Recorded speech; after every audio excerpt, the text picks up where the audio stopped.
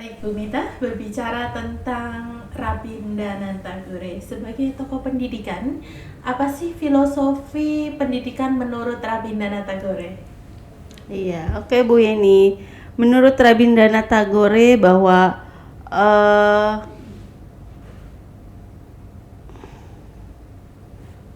Baik, Bu Mita. Selanjutnya berbicara tentang Rabindranath Tagore sebagai tokoh pendidikan. Apa sih filosofi pendidikan menurut Rabindranath Tagore? oke Bu Yeni. Jadi filosofi pendidikan menurut Rabindranath Tagore itu ada 4. Yang pertama tentang harmonisasi kata dia tuh. Harmonisasi artinya manusia bisa memposisikan dirinya sebagai manusia sesuai dengan posisinya. Misalkan kalau manusia lapar dia kan makan tuh, kalau haus dia minum. Jadi dalam pendidikan itu harus memberikan tugas sesuai dengan posisinya manusia atau posisi anak didik itu. Kalau dia kemampuannya agak lemah, dia diberikan tugas yang agak sedikit misalkan gitu. Yang kedua tentang kebebasan. Menurut Tagore, dalam pendidikan harus membebaskan siswa kata dia. Membebaskan apa? Membebaskan siswa untuk menyukai materi yang disukai gitu. Jadi tidak membebankan semua materi kepada siswa. Apa yang dia sukai di sekolah itu atau pendidikan itu menyediakan istilahnya kan, memberikan pelayanan. Yang ketiga adanya kreativitas, bahwa pendidikan itu diarahkan untuk menumbuhkan kreativitas siswa. Jadi saat dia keluar atau lulus dari sekolah, anak itu bisa berkecimpung di masyarakat dengan kreativitas yang dimiliki. Dan yang terakhir itu adanya komunikasi. Untuk keberhasilan siswa itu adanya komunikasi antara guru, siswa, dan orang tua. Jadi orang tua jangan hanya menitipkan anaknya di sekolah menurut Tagore itu. Jadi untuk kemajuan anak, lihatlah perkembangan anak di sekolah dengan bertanya kepada guru, sehingga anak merasa diperhatikan guru dan orang tuanya. Itu Bu Yeni. Oke, pada intinya kita harus memanusiakan manusia. Iya, betul sekali.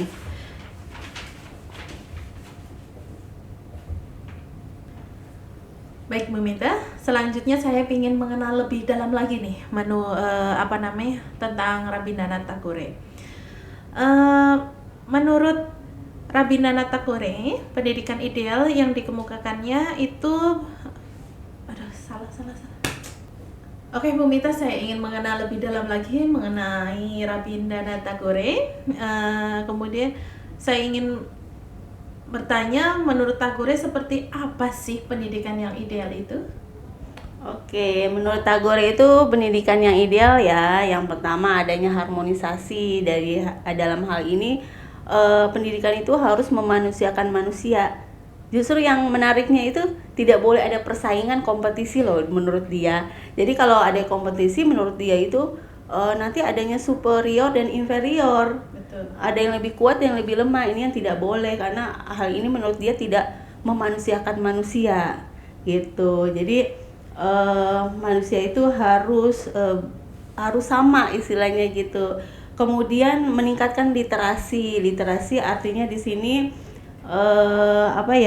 bahwa pendidikan itu memberikan rasa sadar manusia untuk dapat hidup bermasyarakat ya. Kemudian yang ketiga adanya jalan pencerahan. Jalan pencerahan itu bahwa dalam pendidikan itu guru sebagai jalan pencerahan tuh bisa mengajarkan moral yang baik dan mana yang baik dan mana yang buruk ya. Kemudian menurut dia lagi mengembangkan kepribadian ya, ini ada kapasitas menyeimbangkan antara kapasitas moral, artinya dalam pendidikan itu guru harus mengajarkan tentang aturan-aturan yang baik tuh yang ada di lingkungan masyarakatnya. Kemudian di situ murid diajarkan untuk bagaimana bersikap estetika dan etiketnya. Misalkan kalau estetika itu kan sikap batin ya. Kalau etiket itu sikap fisik. Jadi artinya contohnya sikap estetikanya itu bagaimana cara menghormati orang tua. Maka sikap etiketnya mencium tangan orang tua. Itu contohnya ya.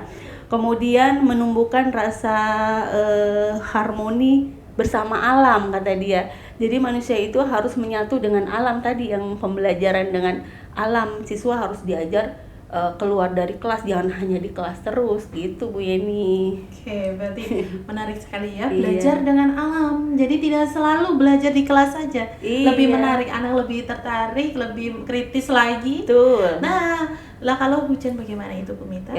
Ya hujan masuk lah Bu Yeni, ntar sakit. Oh, iya. Tapi menarik juga Kenapa? ini yang diajarkan Rabindranath Tagore itu sesuai dengan kurikulum Merdeka sekarang loh, yang diadopsi oleh sesuai dengan Ki Hajar Dewantara gitu. Iya, menarik sekali ya pendidikan ideal yang dikemukakan oleh Rabindranath Tagore. Kemudian ada pertanyaan lagi nih, apa Iya. saja sih kira-kira metode mengajar yang ideal agar menghasilkan pendidikan yang ideal tersebut?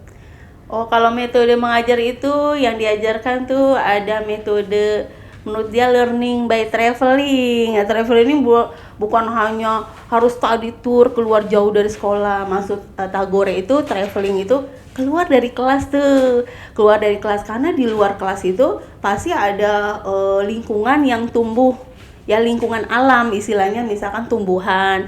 Jadi dari lingkungan alam itu siswa mengamati langsung tuh, pengalaman langsung ya. Kalau pengalaman langsung berarti dia mudah mengingat tuh, hafal lebih lama mengingatnya gitu. Dari situ yang kedua dengan cara discussion and question ya, question answer, artinya di sini guru memberi ruang siswa untuk mengadakan diskusi nanti. Dari pembelajaran alam itu siswa itu akan diajarkan berpikir positif karena dia mengalami langsung. Biasanya dia lebih berpikir kreatif, itu berpikir kritis, akan dia tanyakan hal-hal yang dia lihat gitu. Jadi dari sini ada yang berdiskusi dan ada yang menjawab gitu. Kemudian yang ketiga dengan cara metode ya, dengan cara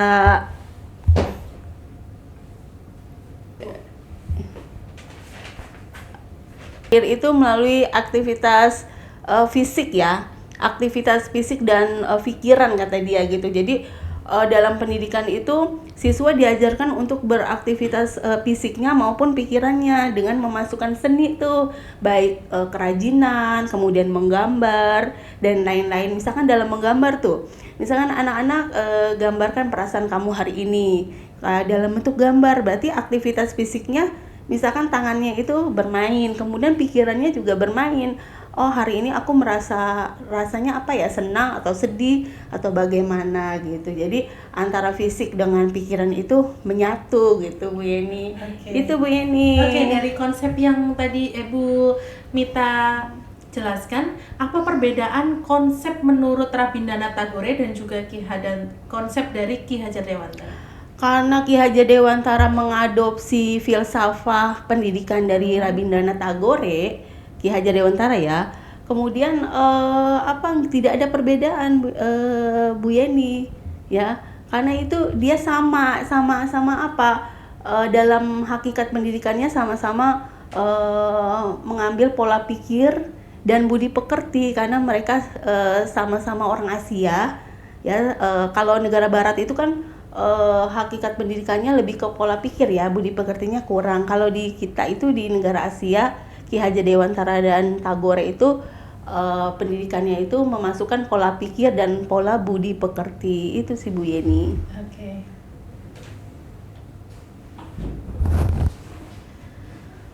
Oke, terakhir ya Bu Mita. Luar biasa sekali. Iya, boleh.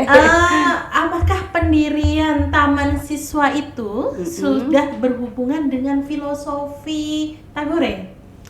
Iya, sudah. Karena kita tadi kan dikatakan mengadopsi atau terinspirasi dari pendidikan yang dibuat oleh Tagore ya, yakni yang dibuat oleh sekolah yang dibuat oleh Tagore, Santiniketan ya, semacam universitas. Kalau di sini universitas ternama itu yang milik pemerintah itu Universitas Indonesia ya. Selevel itulah kalau di sana Santiniketan yang dibuat oleh Tagore itu. Jadi di sana Tagore itu taman siswa itu mendirikan sekolah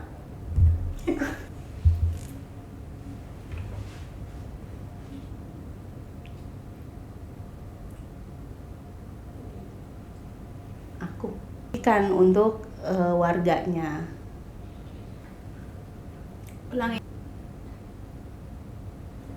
Jadi gitu Bu Yeni. Jadi Taman Siswa itu terinspirasi dari universitas atau sekolah yang didirikan oleh Tagore, yaitu Santiniketan di India. Kemudian bahwa pertama kali didirikan Taman Siswa juga untuk merdeka, niatnya untuk merdeka bangsa kita. Jadi merdeka itu tidak hanya dengan perang, tapi dengan pendidikan. Sama dengan Tagore, bahwa karena dengan perang aja kita nggak menang-menang, bagaimana sih caranya nih? Harus diambil juga, diadopsi dari pendidikan, bahwa pendidikanlah memberantas kebodohan nih, yang membuat masyarakat kita lebih terang, kemudian bisa merdeka gitu. Ada ilmuwan dari berbagai negara, terutama di Indonesia dan India ya, sampai bisa merdeka dari penjajah. Itu. Terima kasih Bu Rahmita, luar biasa sekali penjelasannya sehingga kita Sama-sama. semuanya sudah gamblang ya. Kita dari sharing dari Bu Mita, kita jadi tahu, jadi paham bahwa perspektif pendidikan menurut Rabindranath Tagore kenapa bisa masuk di perkuliahan pendidikan dasar pasca sarjana. Iya, Ya, begitu ya Bu betul, Mita. Bu Yeni. Oke, terima kasih Bu Rahmita kebersamaannya. Semoga apa yang tadi disampaikan oleh Bu Mita dapat bermanfaat untuk kita semuanya. Semoga pendidikan kita semakin maju, semakin berkualitas, amin. sehingga generasi penerus bangsa kita ini juga berkualitas, sehingga Indonesia semakin maju dan juga semakin sejahtera. Semangat. Ada pantunnya dikit. Ada Bu ini ada pantun. pantun nggak? Ada nih Bu Mita. Ada ya. Kalau saya pantunnya gini aja deh. Dikulum-kulum, dikumur-kumur. Assalamualaikum, semoga panjang umur. Wah, Bisa gitu aja Bu Yeni. Keren sekali. Oke, itu pantun dari Bu Mita. Terima kasih Bu Mita untuk sharingnya di podcast yang bermanfaat ini. Semoga nanti kita bisa bertemu kembali di lain kesempatan ya Bu Amin, Mita. amin. Ditunggu ya Bu Yeni. Oke, nanti kita hubungi Bu Mita lagi sebagai narasumber di materi selanjutnya. Terima kasih. Sekian dari saya. Wabillahi taufiq wal hidayah. Wassalamualaikum warahmatullahi wabarakatuh. Waalaikumsalam warahmatullahi wabarakatuh.